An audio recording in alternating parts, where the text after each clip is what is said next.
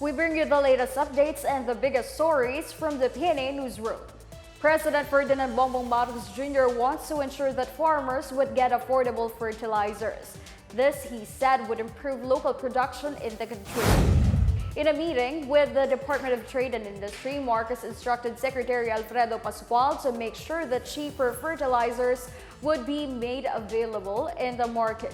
Marcos earlier expressed his intent to pursue government-to-government talks to address the increasing prices of fertilizers. He is communicating with China, Indonesia, United Arab Emirates, Malaysia, and Russia for the country's procurement of fertilizers. He also asked agriculture officials about the source and price of fertilizers as well as the distribution plan during the planting season. The Armed Forces of the Philippines vowed to carry out its mandate to protect the country and its people. Newly appointed AFP Chief of Staff Lieutenant General Bartolome Vicente Mercado said this is in line with President Ferdinand Bongbong Marcos Jr.'s declaration that not even 1 square inch of the nation's territory will be surrendered to any foreign power. During his first command conference, Mercado said they are prepared to do what is required of them to protect the country. He added that other instruments of national power are available and can be utilized by the president, and that a strategy must be carefully crafted for this purpose. Good news for tourists planning to visit Europe anytime soon. European countries will now accept the VaxCertPH, the Philippines vaccination certificate, as a requirement for entry.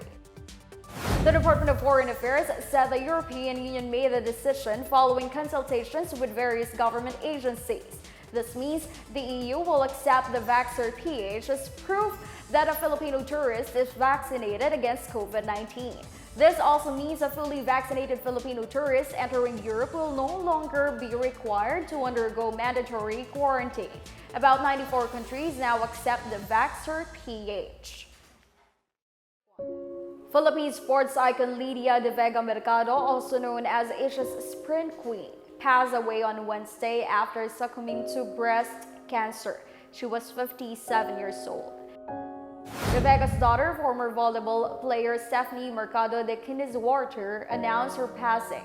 Stephanie also asked for prayers for her mother's soul. De Vega was previously called Asia's fastest woman in the 1980s, having won the 100-meter dash in the Southeast Asian Games, the Asian Championship, and the Asian Games. She was last seen as a flag bearer during the opening ceremonies of the Southeast Asian Games in 2019. Before she died, President Bongbong Marcos and several sports icons, including fellow legends Elma Muros Posadas, Eugene Torre, and Paeng Nepomuceno, pledged support in her battle against breast cancer.